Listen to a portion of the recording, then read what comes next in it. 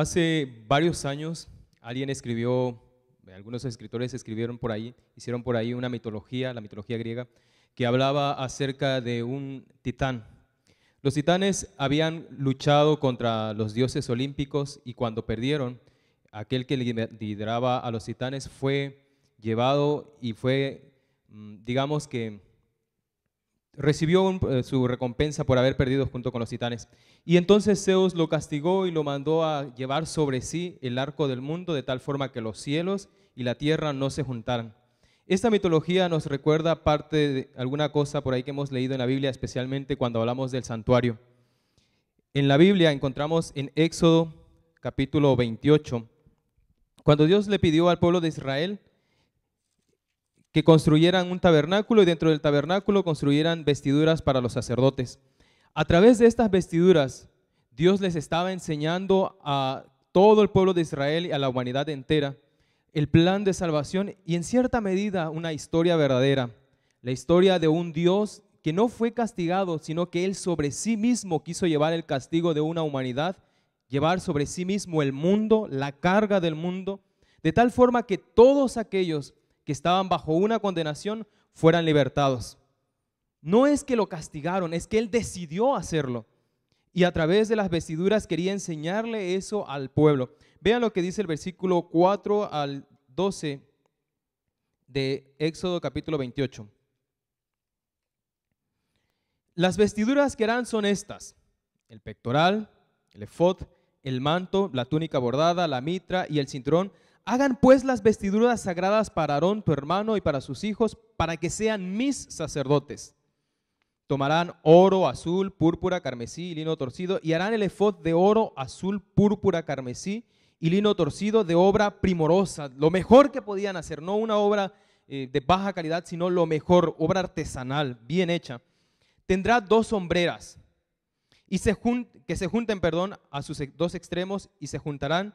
Y su cinto de obra primorosa que estará sobre él será la misma obra, parte del mismo de oro azul, púrpura, carmesí y lino torcido. Vamos a pasar directamente al versículo 10, que habla de las piedras de ónice que estaban sobre las sombreras, 6 de su nombre en una piedra y los otros 6 de la tribu de Israel en la otra piedra, conforme al orden del nacimiento de ellos. Versículo 12, y pondrás las 2 piedras sobre las sombreras del efod para piedras memoriales a los hijos de Israel, y a Aarón llevará los nombres de ellos delante de Jehová sobre sus 2 hombros por memorial. Cuando el profeta Isaías habló al pueblo de Israel acerca del Mesías, él habla y dice que el Mesías llevaría sobre sí la carga de todos nosotros. Cuando el sacerdote se presentaba delante de Dios en el lugar santísimo, no solamente se presentaba a él, sino que sobre sí, sobre sus hombros, llevaba al pueblo, era el representante del pueblo. El pueblo mismo estaba delante de la presencia de Dios a través del sumo sacerdote. Con el Mesías pasaba algo parecido. Cuando él estaba en la cruz, cuando Jesús estaba pendiendo de la cruz, dice Isaías 53, la carga de todos nosotros cayó sobre él y por su llaga fuimos curados. Gracias a esa carga es que recibimos consolación, que recibimos el perdón de nuestras faltas, libertad de nuestro pecado. Y es básicamente lo que Jesús quería enseñarle al pueblo a través de toda la vestidura y todo el servicio del santuario.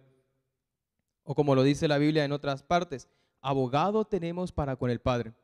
El apóstol Pablo escribió algo parecido y lo vamos a encontrar en Hebreos capítulo 2, versículo 14 al 18.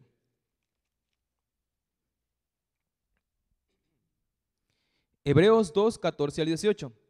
Así que, por cuanto los hijos participaron de carne y sangre, él también, hablando de Jesucristo, participó de lo mismo para destruir por medio de la muerte al que tenía el imperio de la muerte, esto es, al diablo, y librar a todos los que por el temor de la muerte estaban durante toda la vida sujetos a servidumbre.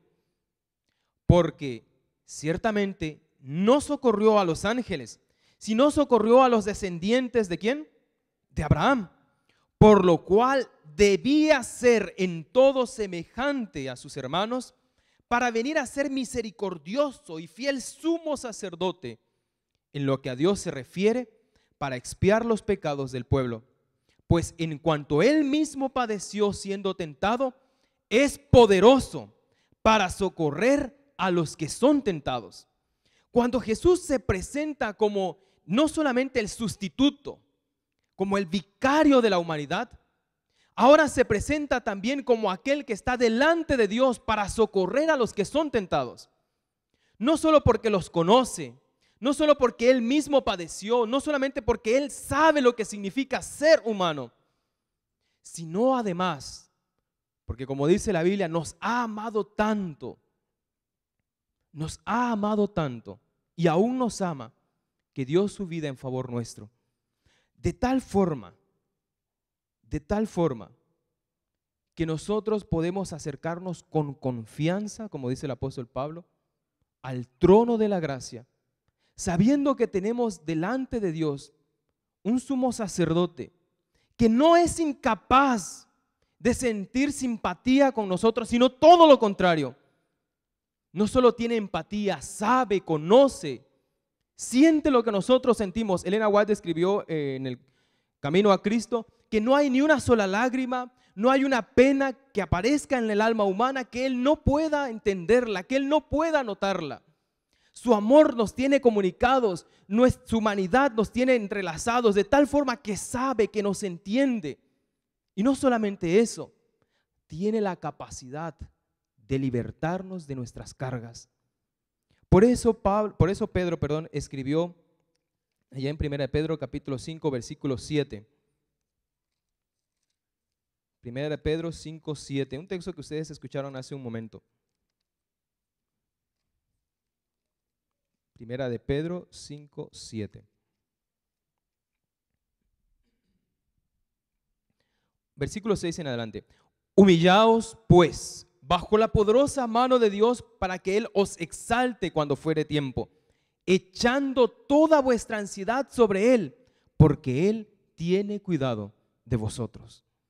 El hecho de que el sumo sacerdote llevara sobre sus hombros 2 piedras y en las piedras los nombres de las tribus simbolizaba, dentro de muchas cosas, el ministerio de Cristo en favor nuestro.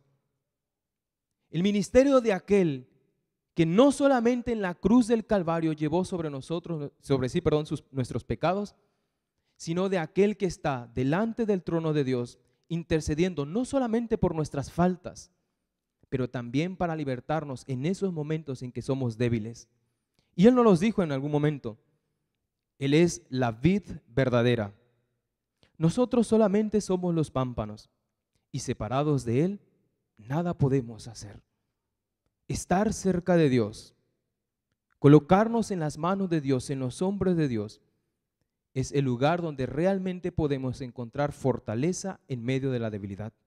Quiero terminar con 2 textos de Elena White, uno en Profetas y Reyes y el otro en Testimonios para la Iglesia. Ella escribió lo siguiente: para los desalentados hay un remedio seguro en la fe, la oración y el trabajo. La fe y la actividad impartirán una seguridad y una satisfacción, aumentarán día en día. ¿Estáis tentados a ceder a presentimientos ansiosos o el abatimiento absoluto? En los días más sombríos, cuando en apariencia hay más peligro, no temáis. Tened fe en Dios. Él conoce vuestra necesidad, tiene potestad. Su compasión y amor infinitos son incansables. No temáis que deje de cumplir su promesa. Él es la verdad eterna. Nunca cambiará el pacto que hizo con los que le aman y otorgará a sus fieles siervos la medida de eficiencia que su necesidad exige.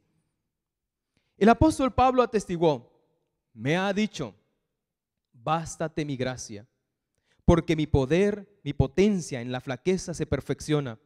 Por lo cual me gozo en las flaquezas, en afrentas, en necesidades, en persecuciones, en angustias por Cristo. Porque cuando soy flaco, entonces soy poderoso. 2 Corintios 12, 9 al 10. En Testimonios para la Iglesia, en el volumen 8, página 18, ella escribió: La fuerza de aquellos que le aman y le sirven será renovada día en día. Su sabiduría será puesta al servicio de ellos para que no tropiecen al llevar a cabo sus propósitos. No debiera haber desaliento en el servicio de Dios.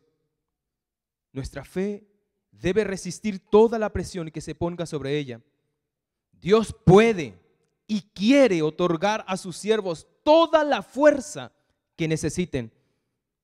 Él cumplirá de una manera sobreabundante las esperanzas de los que confían, las esperanzas más elevadas de los que confían en Él.